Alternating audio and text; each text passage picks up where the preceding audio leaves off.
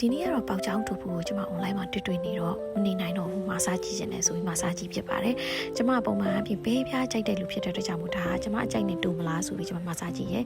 ဒီနေ့ကျွန်မဗီဒီယိုကတော့သပင်းစီးတာခက်များများဖြစ်ပါလိမ့်မယ်ပေါ့နော်အဲ့ဒါကြိုပြီးတော့ပြောပြစီ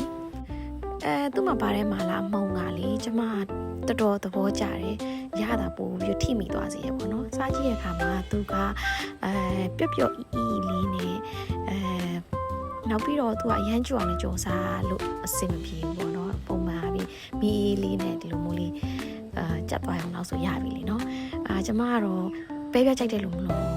သဘောတွေ့ပါတယ်စိတ်လေးနဲ့စားလို့ကောင်းတာဆိုတော့ညာလဲပေါ့နော်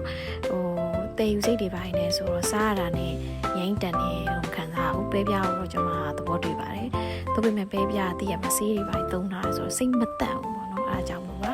နေ့ချုပ်ပြောမှဆိုရင်တော့မဆိုးပါဘူးကျေးဇူးပါတတာ